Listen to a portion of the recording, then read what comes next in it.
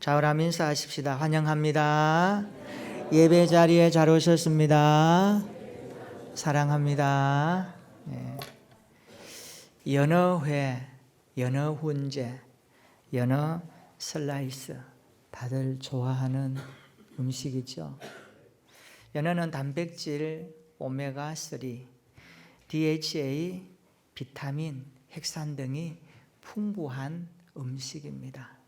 이렇게 풍부하지만 저칼로리로 대표 음식이기 때문에 살찐 분들 먹기에 참 좋습니다. 연어는 강에서 태어나죠.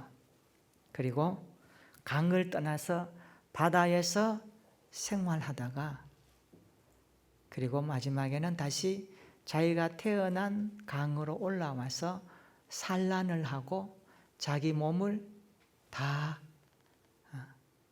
태어나는 자기의 그 종족을 위해서 다 주고 생을 마감합니다. 연어는 자기가 태어난 곳으로 다시 돌아와서 인생을 마감하죠. 연어가 왜 이렇게 하는가에 대해서 과학자들이 많이 연구했지만 아직도 그 분명한 답을 얻지 못했다고 합니다. 그래서 참 놀랍다고 그래요. 근데 중요한 것은 연어가 자기가 태어난 곳을 잊지 않고 다시 돌아온다는 사실입니다. 그러니까 연어는 자기가 태어난 곳으로 다시 와서 생을 마감하거든요. 자, 그렇다면 오늘 인간의 본래 자리는 어디인가? 이렇게 한번 접근해 보려고 합니다. 인간의 본래적 자리는 어디인가? 이 물음 앞에 오늘 글소인들이 대답할 수 있어야 되겠다. 창세기 3장 9절은 우리에게 이 부분을 깊이 있게 다루고 있습니다. 오늘 성경은 모든 인간, 모든 사람의 비극은 제자리를 벗어남으로 시작되었다. 그렇게 진단합니다. 피조물인 인간은 하나님의 손에서 주님의 품 안에서만 행복하도록 하나님이 설계하셨습니다. 그래서 인간의 본래의 자리는 피조물의 자리이고 하나님을 섬기는 자리라는 것을 성경이 기록하고 있습니다. 그런데 인간이 그 자리를 이탈하고 말았습니다. 거기서부터 생애의 비극은 시작되었습니다. 인간이 본래적 자리를 이탈하게 된 원인이 무엇일까요? 성경은 여기에 대해서 어둠의 권세를 잡은 자의 유혹에 넘어갔다라고 그렇게 말씀합니다. 어둠의 권세 유혹이 뭡니까? 바로 사탄이죠. 성경은 사탄의 실체와 속성과 특징에 대해서 여러 모양으로 기록하고 있습니다.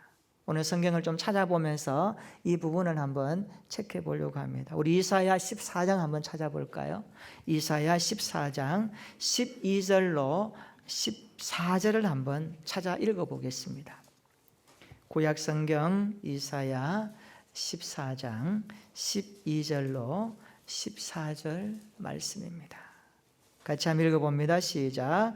너 아침의 아들 계명성이여 어찌 그리 하늘에서 떨어졌으며 너 열국을 엎은 자여 어찌 그리 땅에 찍혔는고 내가 내 마음에 이르기를 내가 하늘에 올라 하나님의 뭇별 위에 내 자리를 높이리라 내가 북극 지폐의 산 위에 앉으리라 가장 높은 구름에 올라가 지극히 높은 이와 같아지리라 하는도다.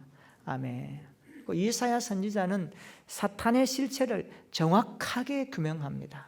이 본문을 보면 그것은 뭡니까? 높아지려는 속성을 가졌다. 높아지려고 하는 특징을 가졌다. 그렇게 이해합니다. 여기 계명성은요, 새벽 동쪽 하늘에 떠있는 금성을 말하는데 타락한 천사장 루시퍼를 은유적으로 묘사하는 내용입니다. 그래서 결국 하나님과 대적하기 위해서 하나님의 뭇별 위에 나의 보좌를 높이겠다. 내가 북극 지폐의 산 위에 좌정하겠다.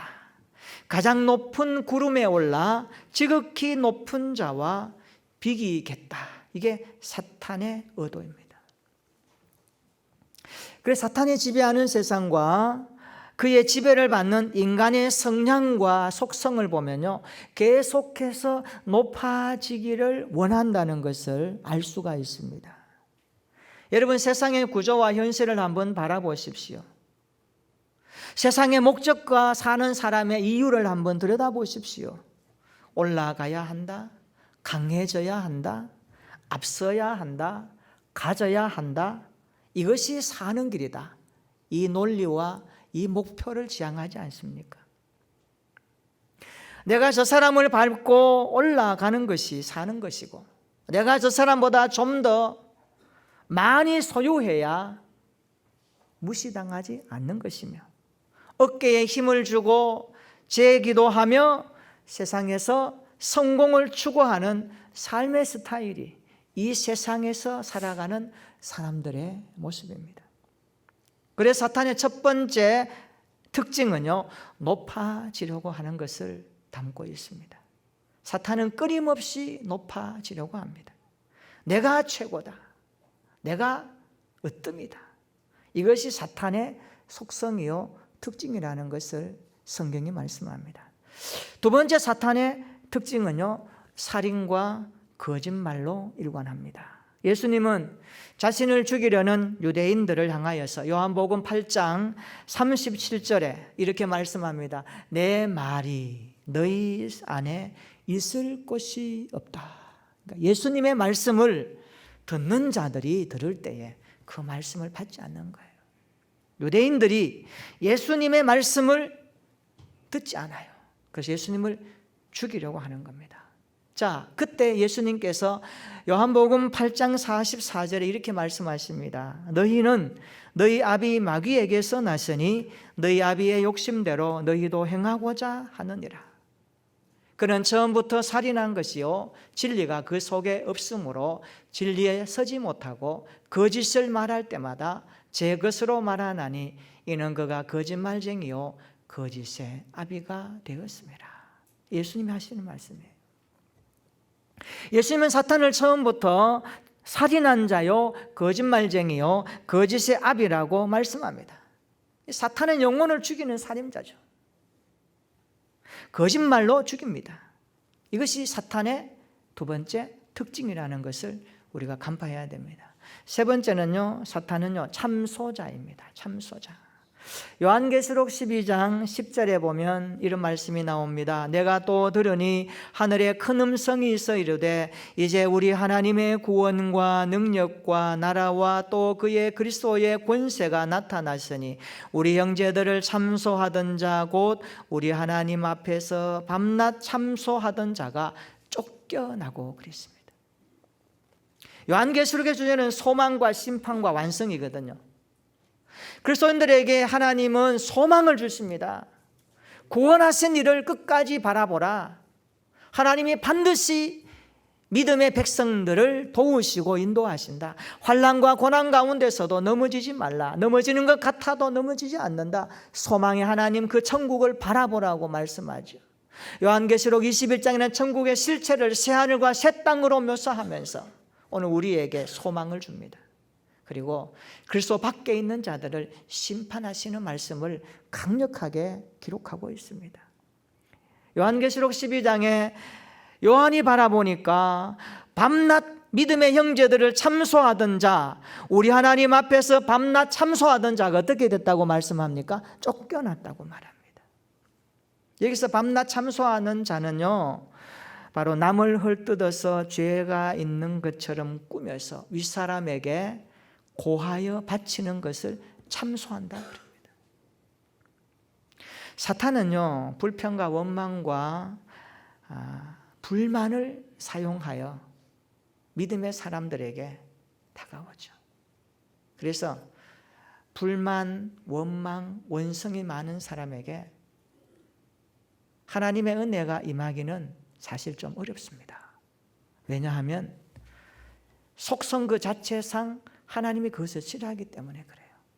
여러분, 불만하고 불만족하고 늘 그런 사람에게 하나님 은혜가 임한다. 물론 하나님이 그 사람도 구원하시겠죠. 그러나 구원받은 자의 삶의 스타일이 그런 모습으로 계속 이렇게 이어간다면 이것은요, 하나님 앞에 빨리 꺾어야 됩니다. 그것을 버려야 되거든요. 왜냐하면 사탄이 좋아하는 도구들이기 때문에 그래요. 그래서 사탄은요, 항상 믿음의 사람을 참소하는데 불만을 사용하고 원망을 사용하고 불평하게끔 해서 믿음을 점점 자꾸 떨어뜨리거든요. 그래서 믿음의 사람들이 이런 것들을 항상 경계해야 됩니다. 죄 없는 자를 죄가 있는 것처럼 분위기를 조성한다든지 의심을 한다든지 그런 분위기를 만들어가서 괜히 분위기를 설렁하게 만드는 이런 모습은요, 하나님이 다 보고 계시기 때문에 믿음의 사람들이 항상 경계해야 됩니다. 이런 부분들을 여러분들이 직시해야 되는 거예요. 사탄은 그런 부분들을 통해서 생각을 통해서 들어오기 때문에 그래요. 그리고 하나님 앞에서 믿음 생활할 때 항상 경계해야 될 것들이 그런 것들입니다. 사탄이 어떤 자예요? 참소하는 자라고 말씀합니다. 참소하는 거예요. 보세요, 저 사람 예수 믿는데 저 모양이에요. 잘해도 구원받을 수 있겠어요? 하나님 앞에 참소하는 거예요. 그럼 어때요? 우리는 그것을 듣고 사실 보면 또 그럴 수 있거든요. 아니에요. 우리 믿음의 사람들에게 하나님이 보시는 판단은 뭐예요? 우리의 행위, 우리의 모습이요, 하나님 앞에 잘났어 구원받는 게 아니에요. 하나님은 우리의 행위와 우리의 삶의 모든 죄성을 그리스도 아들 예수님에게 전가시켜서 그리스도가 우리를 대신하여 십자가에 못 박혀 죽으심으로 말미암아 그 주님을 믿고 고백하고 받아들이는 우리 안에 예수 그리스도의 의가 성령으로 공포되고 우리를 바라보실 때에 예수 그리스도를 바라보시면서 너는 의인이다 칭해 주시는 거예요. 이것이 하나님 보시는 법적 공의예요. 그래서 우리가 예수 그리스도의 의를 내세워야 되는 거예요. 십자가 은혜를 내세워야 되는 것입니다. 그래야 우리가 믿음으로 하나님 앞에 설 수 있는 거예요. 여러분, 사탄의 참소 앞에서도 철저하게 주의 말씀 붙들고 약속대로 구원해 주신 하나님의 공의, 예수 그리스도의 십자가 구속의 은혜를 부여잡고 당당하게 주님 앞에 설 수 있는 믿음의 자유함 있기를 축원합니다. 사탄은 참소하는 자로서 믿음의 사람들을 흔들거든요. 그래서 우리 모두는 불평과 원망을 옮기지 말아야 하고 믿음 생활하면서 원망과 불평이 찾아올 때에 단절해야 됩니다. 언제나 감사함으로 봉사할 수 있고 기쁨으로 봉사할 수 있는 우리 성도들 되기를 축원합니다. 이 사탄의 속성을 간파하는 영적인 지식과 판단력 있기를 주님의 이름으로 축원합니다. 나의 부족함에도 불구하고 섬길 수 있는 힘을 주신 하나님 앞에 감사하면서 봉사하시기를 바랍니다. 이런 자세와 봉사로 그리스도의 몸을 세워가는 교회 생활이 되기를 원합니다. 정리하면 이렇습니다. 사탄은 높아지려고 하고 살인과 거짓말을 행하고 참소한다라고 말씀합니다. 사탄은 이 세 가지를 이용해서 인류의 첫사람 아담을 넘어뜨렸습니다. 하나님께서 주신 본래 자리를 이탈하게 했고 이것은 하나님과의 분리를 가져왔고 인류의 고통을 초래하게 되었습니다. 오늘 본문 한번 읽어볼까요? 창세기 3장 9절 우리 같이 한번 읽어보겠습니다. 시작. 여호와 하나님이 아담을 부르시며 그에게 이르시되 내가 어디 있느냐. 아멘. 따라서 합시다. 내가 어디 있느냐. 내가 어디 있느냐. 오늘 내가 이 단에 여러분 이름을 한번 넣어서 읽어보십시오. 하나님이 여러분에게 하시는 질문입니다. 누구야? 어디 있느냐? 여러분, 이 질문이 무엇을 담고 있다고 생각하십니까? 이 질문은 단순히 하나님께서 아담을 찾으시는 질문으로만 끝날 것일까요? 아니면 또 다른 의미를 함축하면서 하나님께서 이 질문을 통하여 하시고 싶은 말씀이 있으실까요? 저는 이 말씀을 읽어보면서 이런 마음의 감동이 찾아왔습니다. 내가 어디 있느냐? 이 질문은 적어도 하나님께서 이탈한 아담, 이탈한 우리 인생을 향하여서 회복을 전제로 하는 질문이라고 그렇게 믿어졌습니다. 두 번째는요, 아담을 향한 하나님의 깊은 사랑이 담겨 있는 질문이라는 것을 깨닫게 되었습니다. 여러분, 질문 속에는 답이 있고 질문 속에는 그 사람의 마음이 담겨 있지 않습니까? 그래서 질문만 잘해도요, 공부 잘해요. 학생들이요, 교수들이나 선생님이 응할 때 질문을 예리하게 하면요, 답이 나와요. 하나님이 주시는 질문이 뭘까요? 내가 어디 있느냐? 하나님이 찾으시는 질문은요, 회복을 전제로 하고 하나님 인간을 향한 사랑을 담고 있는 질문이라는 것을 알게 됩니다. 8절 한번 보세요. 아담과 하와가 죄를 지었습니다. 그리고 하나님의 낯을 피하여서 동산나무 사이에 숨어 있었습니다. 숨어 있는 그들에게 하나님이 찾아오셔서 부르시는 말씀입니다. 내가 어디 있느냐? 아담아, 내가 어디 있느냐? 그 말씀입니다. 우리 10절 한번 읽어볼까요? 10절 시작. 이르되 내가 동산에서 하나님의 소리를 듣고 내가 벗었으므로 두려워하여 숨었나이다. 아멘. 우리는 아담의 대답, 하나님이 와서 찾았습니다. 아담아 어디 있느냐? 내가 어디 있느냐 찾으시고 부르실 때에 아담이 대답하죠. 내가 동산에서 하나님의 소리를 듣고 내가 벗었으므로 두려워하여 숨었나이다. 아담의 대답입니다. 우리는 아담의 대답에서 인간이 본래 자리를 이탈할 때에 나타나는 증상을 몇 가지로 확인할 수 있습니다. 첫째는요, 내가 벗었으므로 라는 단어입니다. 내가 벗었으므로. 아담은 지금까지 옷을 입지 않고 있었습니다. 그렇죠? 그런데 그렇게 계속 벗고 있었던 아담이 벗었으므로 두려워하고 그랬습니다. 죄를 짓기 전까지는 벗은 것에 대한 두려움이 없었는데 죄를 짓고 난 이후부터 자신의 모습을 보니까 벗어 있었습니다. 그래서 두려웠다라고 말합니다. 이것은 아담의 보는 눈이 잘못됐다는 거예요. 그렇죠? 죄 짓기 전의 모습과 죄를 짓고 난 후에 자신의 모습이 달라진 거예요. 왜 그럴까요? 아담의 눈이 병들었던 겁니다. 자기의 모습을 보니까. 인류가 타락하면서 보는 눈이 바뀌어졌죠. 하나님을 바라봐야 되는데 그것을 보지 못하는 겁니다. 볼 것을 보지 못하고 보지 말아야 할 것을 보기 때문에 문제가 생긴 겁니다. 여러분, 죄가 들어오고 나서 하나님과의 관계가 문제 생기니까 어떻습니까? 자기의 벗은 모습을 보니까 부끄러움, 수치감을 느낀 거예요. 이게 아담의 실체입니다. 아담의 실체예요. 그래서 죄는요, 보는 관점을 병들게 합니다. 죄는요, 부끄러움을 느끼게 합니다. 그리고 기독교 세계관에 문제가 생기게 만들죠. 여러분, 세계관이라는 단어 아시죠? 이 세계관이라는 것은요, 세계를 보는 눈, 관점을 말합니다.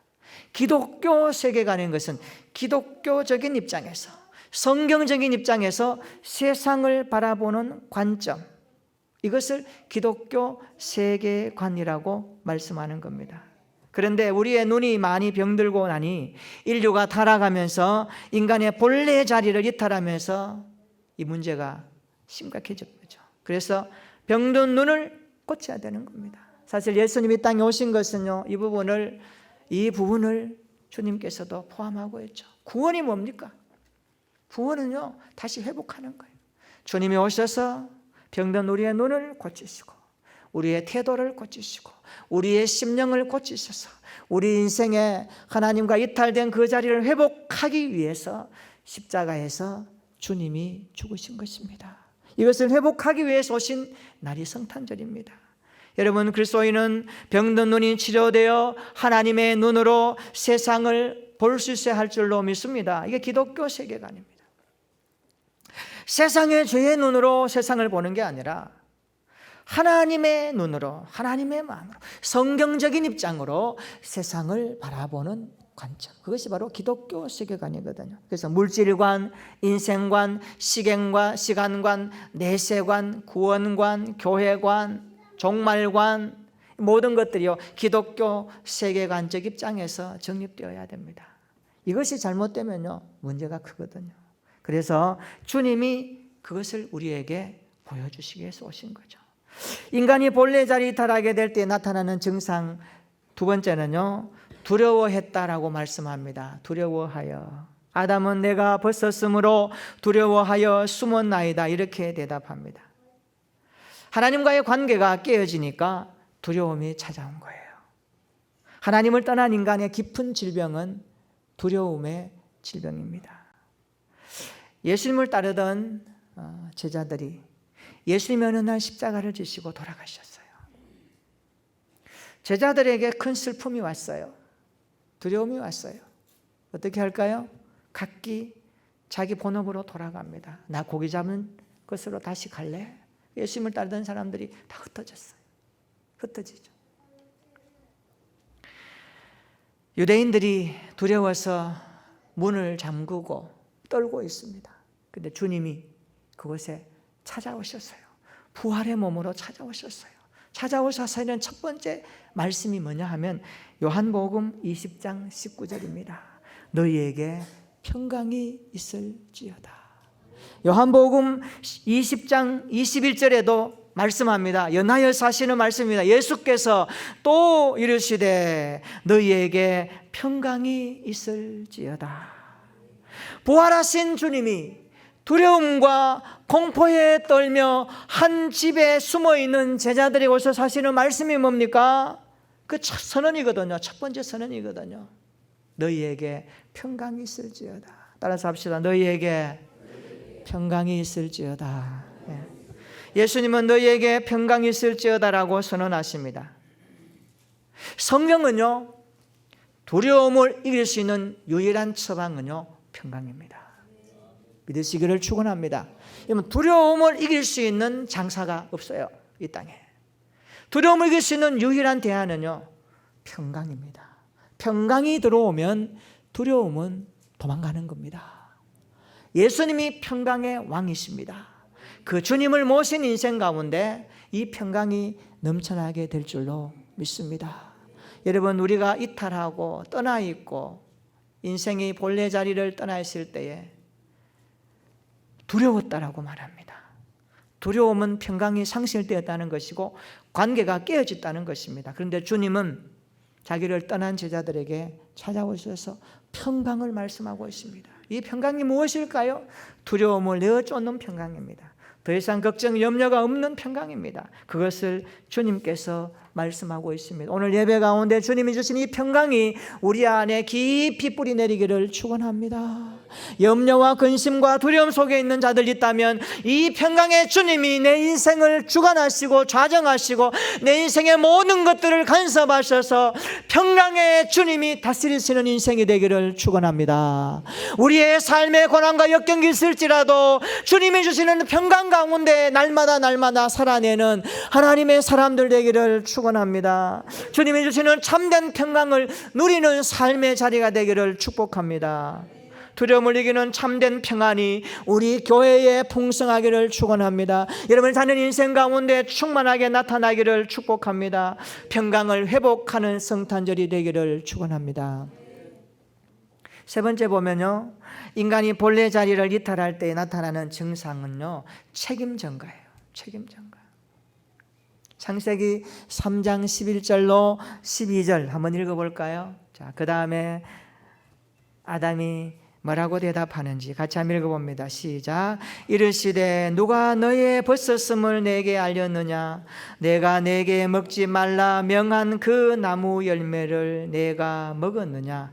아담이 이르되 하나님이 주셔서 나와 함께 있게 하신 여자 그가 그 나무 열매를 내게 주므로 내가 먹었나이다. 아멘. 여기 보면 아담은 하나님에게 책임 전가하고 하와에게 책임을 전가합니다. 하나님이 준 그 여자 때문에 내가 열매를 먹을 수밖에 없었습니다. 자, 그 여자 하와는 누구에게 책임을 전가하죠? 뱀에게 전가합니다. 이게 인생이에요. 이게 죄진 인간은요, 그래요. 죄에 빠진 인간의 특징은요, 남에게 책임을 전가합니다. 예. 예. 그래서 인류는 전부요, 하나님 앞에 책임을 잘 돌려요. 남에게 책임을 전가합니다. 타락한 인간의 모습은 책임 전가거든요. 그런데 죄 없으신 예수님께서 남에게 책임을 전가하는 인류의 죄를 담당하시고자 이 땅에 오셨습니다. 그날이 성탄절이죠. 성탄절은 남에게 책임을 전가하는 나를 위하여, 우리를 위하여, 인류를 위하여 예수님이 오신 날입니다. 책임을 져야 되잖아요. 죄의 책임을 누가 집니까? 우리는 못 져요. 죄 짓고 아담과 하와가 져야 되는데 못 지거든요. 그러니까 주님이 오신 거예요. 내가 지겠다. 죄 없는 그분이 오셔서 내가 대신 책임을 지겠다. 이 역사적인 사건이 우리 앞에 도래하지 않습니까? 예수님은 이 책임을 전가하는 우리의 죄를 당신이 직접 지신 것입니다. 성경은 분명히 말합니다. 죄의 삭은 사망이라고. 죄는요, 사망을 가져옵니다. 인류가 왜 죽습니까? 사람이 왜 태어나서 죽음을 향하여 달려갑니까? 죄의 결과 때문에 그런 거예요. 이 사실을 명확하게 성경은 짚고 있습니다. 그런데 이 죄의 문제가 인간으로서는 해결할 수 없어요. 선을 행한다고요? 사회 기부를 많이 한다고요? 도덕과 윤리적으로 착하게 산다고요? 아닙니다.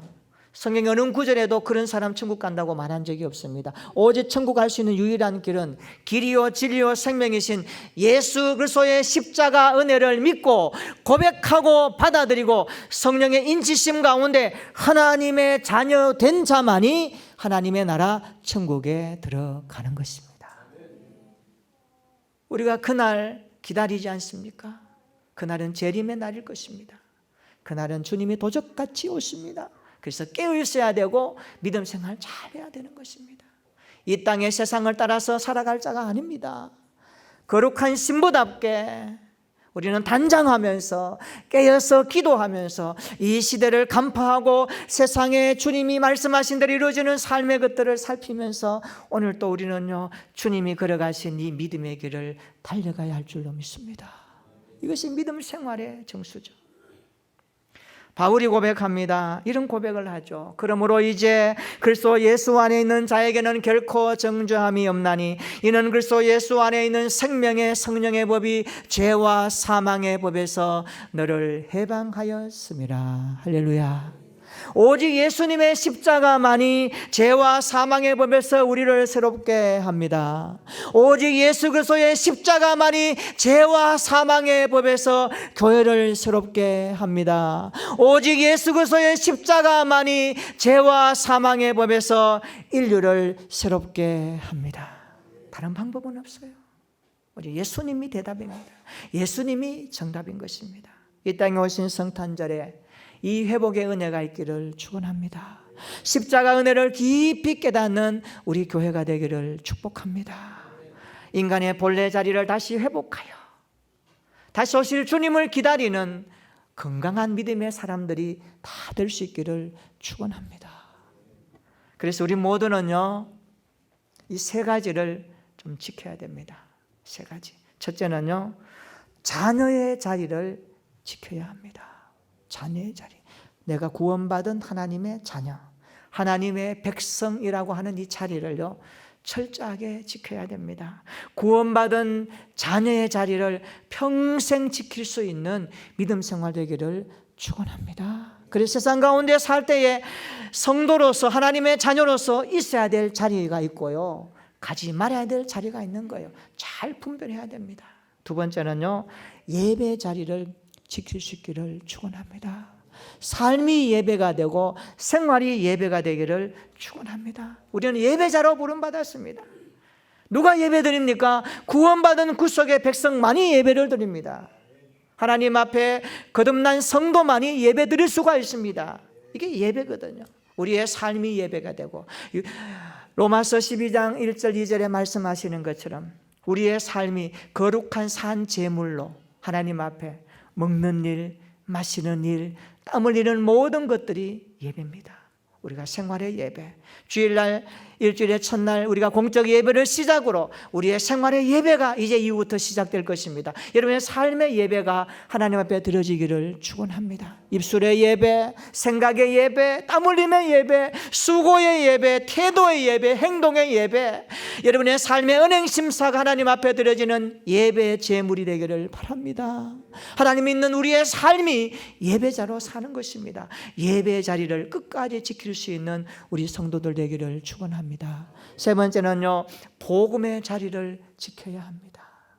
우리의 삶이 복음의 편지거든요. 예수 믿는 우리의 생활이 복음이거든요. 그래서 예수 믿는 자들 통하여서 예수 안 믿는 자들이 예수 믿도록 우리가 관계 속에서 전도하는 겁니다. 있는 자리에서 복음의 향기를 드러내는 겁니다. 열매가 나타나는 삶의 변화를 살아가는 겁니다. 그것이 복음의 자리를 지키는 것입니다. 여러분, 예수 믿는 사람들요, 말도 조심해야 되고요, 언행심사, 태도, 행동 하나하나가 조심해야 됩니다. 왜요? 우리 안에 주님이 계시기 때문에요. 우리가 하는 모든 것들은 먼저 누가 들으십니까? 우리 안에 주님이 보고 들으시죠. 주님이 보고 들으시기에 합당한 언행심사 되기를 축원합니다. 그 다음에 세상 사람들이 들어요. 주님이 듣기에 합당하면 세상 사람들이 들으면 그것이 향기가 되어요. 그런데 주님이 듣기에도 불편하면 우리의 마음이 고통스러워요. 여러분, 그런 삶을 살아야 되겠습니까? 우리의 삶의 은행심사가 그래서 중요합니다. 이것이 복음의 자리이기 때문에 그렇습니다. 이번 한 주간도 구원받은 하나님의 자녀의 자리에서 예배가 생활이 되고 우리의 삶이 복음이 되어져서 있는 자리에서 복음의 본질적 자리를 지켜가고 하나님의 자녀의 자리를 평생 동안 지키면서 주님 오실 그날에 영광스럽게 설 수 있는 우리 모두가 되기를 주님의 이름으로 축원합니다. 따라서 합시다. 자녀의 자리, 예배의 자리, 복음의 자리를 지키겠습니다. 이런 결심과 태도가 이번 한 주간 생활 가운데 적용되어져서 우리 하나님 앞에 기쁨을 드리는 믿음의 생활 되기를 예수님의 이름으로 축원합니다. 아멘. 우리 한번 기도하십시다.